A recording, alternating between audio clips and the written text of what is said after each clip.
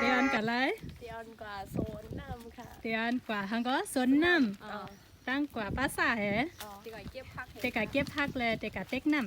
ำน้องบอกว่าจะพาไปตักน้ำแล้วก็จะพาไปเก็บผักนะคะจำได้ไหมคะทุกท่านจะเป็นหอมอู้กับวินจีจะมีน้องสาวพี่สาว3 คนเลยหน้าตาจะเหมือนกันหมดแต่ว่าอีกคนเทียงก็องจือหังก็มวยอ่องจะยาวามวยอ่องก็หนามวยอ่องกับขึ้นบางทุกคนแต่ว่ามวยอ่องนะคะจะไปฝึกงานไปฝึกตอนนี้คือกำลังมีการอบรมคุณครูน้องก็เลยไปเรียนเพิ่มนะคะทุกคนน่าจะจำได้จริงๆน้องจะเป็นสาวโหคายนี่เป็นสาวโหคายอันกันเลยสวนน้ำมันไรมาหึงอ่ะกัดการละโอเคกะจ้ำกันนะเดี๋ยวไปด้วยคนนะคะ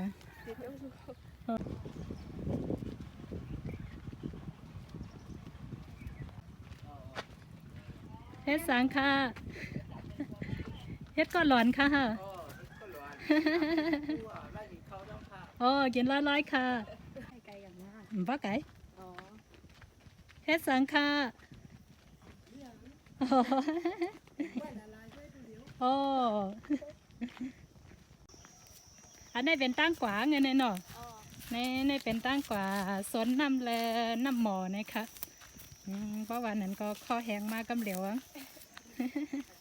ดีกว่าที่น้ำตั้งเด็กกาตีไรตั้งก่อนเลยกว่าโซนตั้งขนมก็สวยอยู่กาตีไรก็เลยเอาเจ้าวะเอาลูกขึ้นกุ้งแห้งหนาเนาะนี่ทางไปท่าน้ำกับสวนน้ำนะคะจะเป็นทางเดียวกันเลยก่อนอะไรเหมือนกันนะเดินเร็วมากไปไว้กะ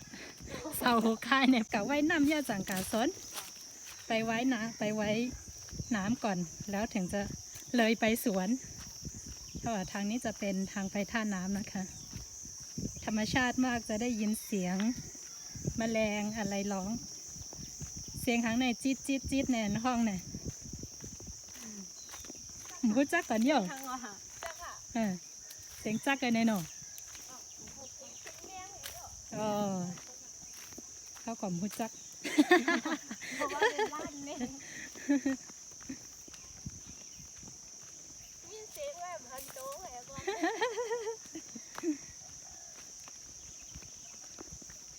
สวยมากธรรมชาติมากก็เป็นข้าวฝนเนี่ยจ้ำจะได้เขียวเนาะถ้าเป็นฤดูฝนนะคะแถวนี้จะเขียวมากตั้งก็มือทางก็ลื่นด้วยน้องบอกตั้งก็แล้วแต่ตั้งไรก็ละไม่ก็ไรลูกอันนี้เป็นน้ำหมอให้ยังเป็นน้ำหลานมาเร็ววันนั้นน้ำจะไหนน้ำหมออาบข้าวหนาจะไหนอันนี้ได้น้ำหมอเต็กกินอันนี้จะเป็นที่น้ำดื่ม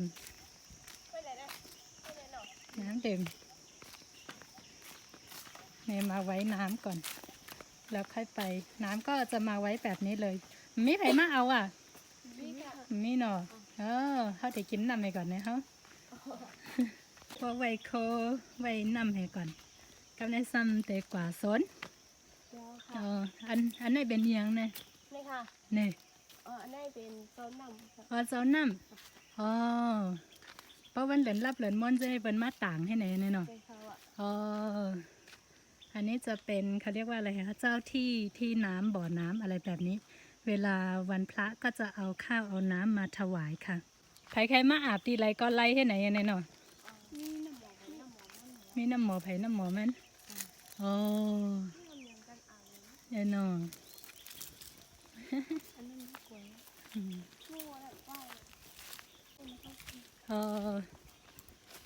ที่เราจะไปนะคะจะเป็นแถวนี้แต่ว่าตอนนี้ไม่ทราบว่าอยู่ตรงไหนไปกับน้องก่อนซาอย่าว่าลืมซามานะ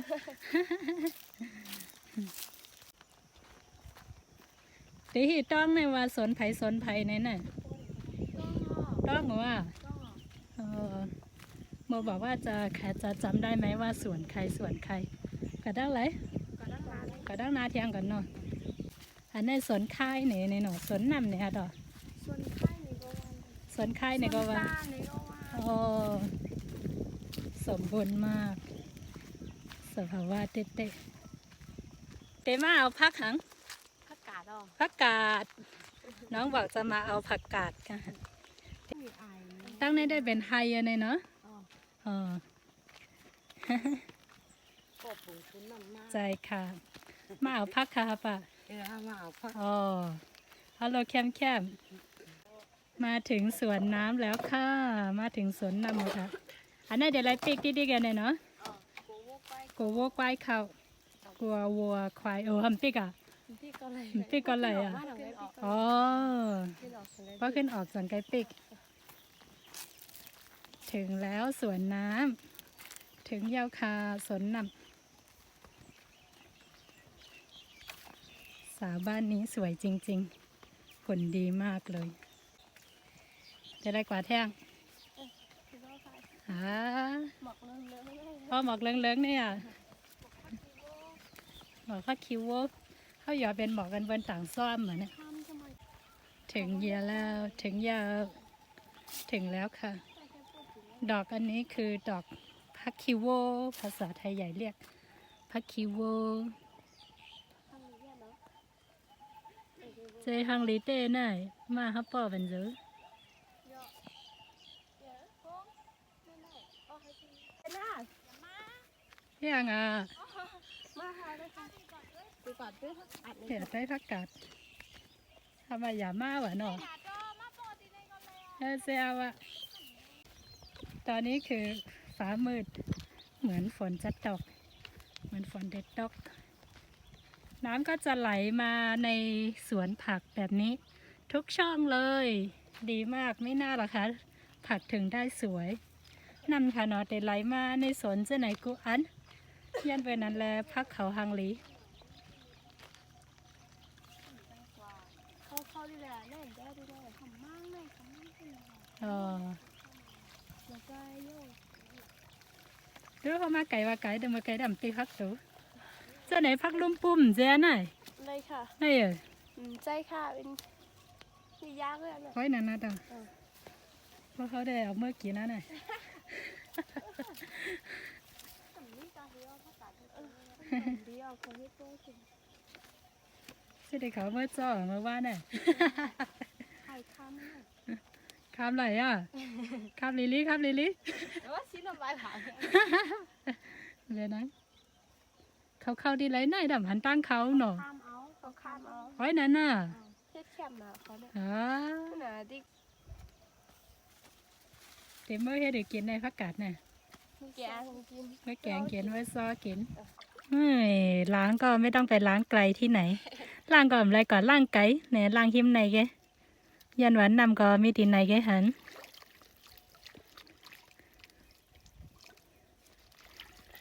เป็นวัดยาวเป็นวัดแทงสนค่ายตีโหค่ายนี่ค่ะนั่นก็สวนนำเลยค่ะกวางเต้ๆค่ะนี้นะคะจะเป็นสวนคายที่หัวสวนน้ำหรือไม่ก็สวนคายที่หัวคายนะคะจะกว้างมาก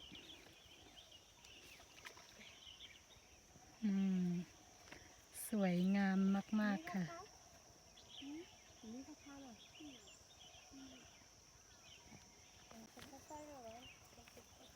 ไม่มาเขาเยอะไอ้นั่นคนอย่าเมื่อนำลายแล้วแหละเอามือนำลายเนอะพี่เพื่อนในเขาได้มากินด้วยเขาไม่ใช่เอาอ่ะถึงว่ามีดังขึ้นเสียงอันนั้นเนี่ยนั่นเป็นเฮิร์นฉันว่าเขาอยู่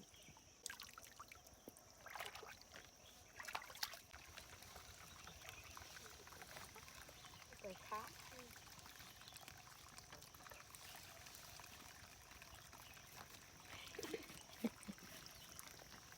มากไว้หน่อย วิดีโอดอกวิดีโอ วิดีโอเอาใส่อ่ะวิดีโอ วิดีโอ ว่าเหลสนคายฮัลโหลฮังลีน่ะหมอกพักคิวโวอ่ะใต้แค่ไรหมอกกันกำกำเฮเนาะกับพ่อดีหมอกกันกำก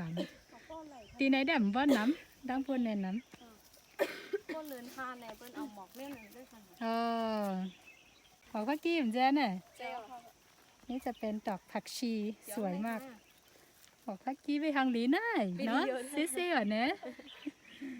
ปีเดียวเด้อก ว่าดังไหลกันเนี่ยหากวางพูดอ่ะ อ๋อ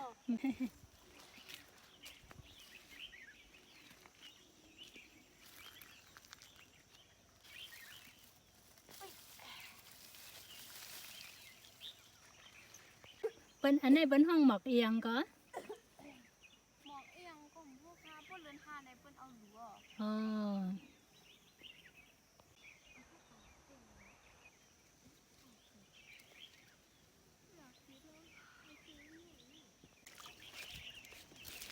มือสุดจังเลยพวกมือดีน้ำร้านต่ำนี้ทาง เสียเนาะสี่ก็เลยสี่กินกูเมียวเนี่ย เอาเมื่อไหร่ขนาดนั้นก็คือ เลยอะยังไม่แต่ซื้อกินนะ เขามีอยู่นี่ ใช่เขาก็สี่กินก็เองก่อนนะ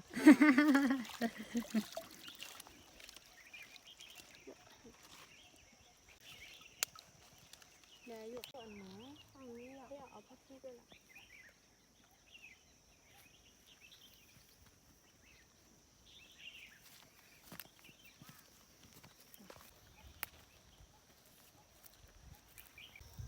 กินดังนี้แน่ดีเท่านั้นว่ะ เจ้ทางเลี้ยเนาะเนี่ยเจ้ วิดีโอ เดี๋ยววะเอาจุกอ่ะโอเค เตรียมมือก็ไม่วิดีโอไม่ได้วิดีโอ ทางดีเต้ วิดีโอเลยเหรอ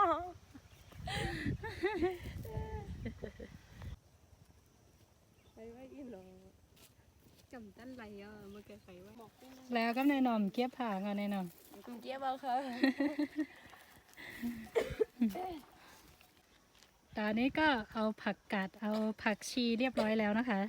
จะกลับไปที่บ่อน้ำเดี๋ยวขึ้นกว่าขึ้นตีน้ำหมอในค่ะวะนะ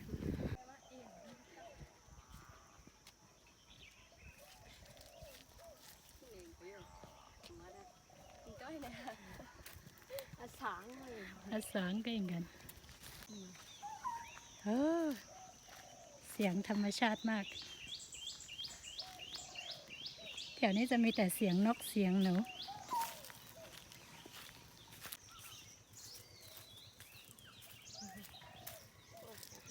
ถึงตีตาน้ำยาวถึงที่ท่าน้ำแล้วค่ะ มาเต็กน้ำแน่นอนมีคนมาตักน้ำ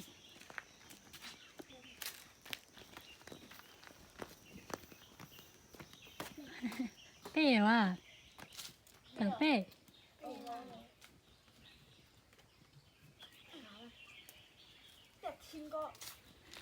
ไอคอน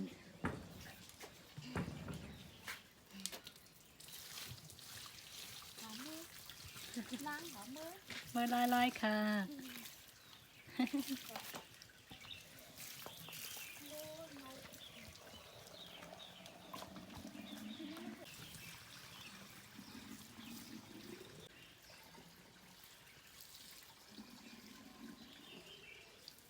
ให้ก็ได้เป็นน้ำหมอกเต้เนาะ ขีดใส่ก้นหามมือ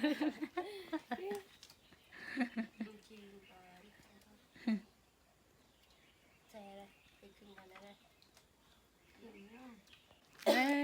ยมือกำเนิดมาขาดานสมมองจะแนวยังไงเขาสั่งนักนักค่ะ ได้เลยครับจ้อย แล้วเลย ตาได้แมงขึ้นกุ้งเมื่อในแดมไรแอมง่ายเนี่ยนะ เมื่ออยู่ในกองได้เฮ็ดเอาสองเมาเลยนะ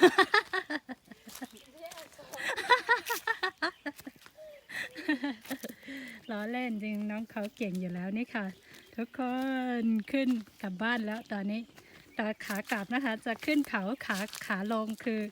ไม่ลงเขา กลับแล้วมือหยับ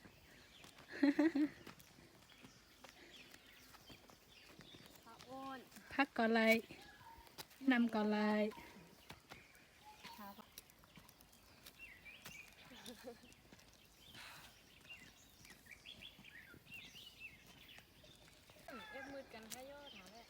เสียทำเพราะสึกกว่าทั้งพูดน้อง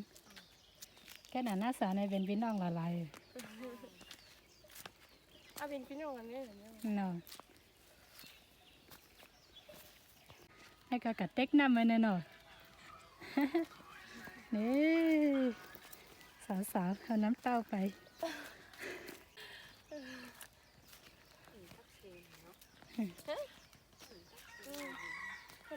เป็นน้องอันมันลงปีไปอ๋อ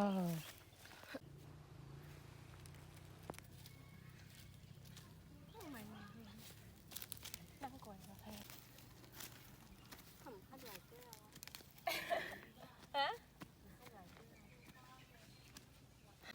จริงๆทางไปน้ำไม่ไกลเลยนะคะ แต่ว่าขึ้นชันนิดนึงเต้ๆก็ตั้งกับเต็กน้ำกับไก่เหมือนกันแค่ไหนว่าเลยขึ้นกุ้งอินยาวอ่ะนี่เขาถามม่าครับเมื่อไหร่ม่าเนี่ยว่ะ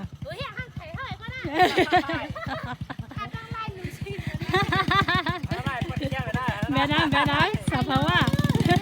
ก่อนอะไรมากก่อนอะไรมากอ๋อเขากะเลยนำมา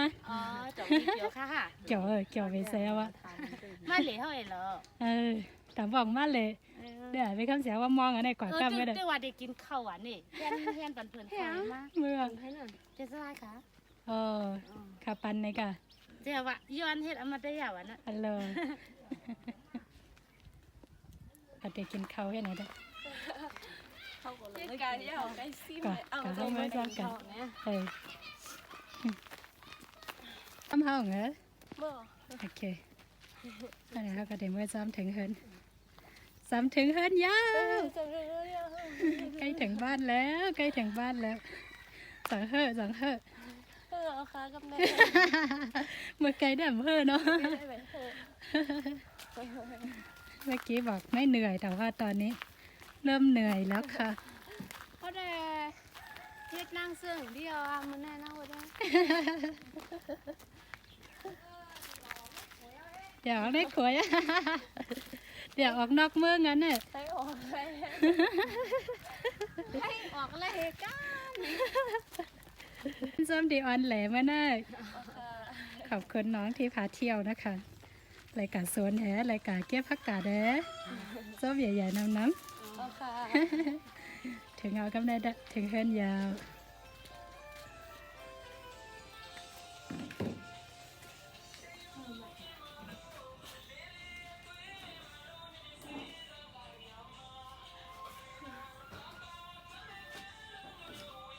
นั่งก่อนเลยพักก่อนเลย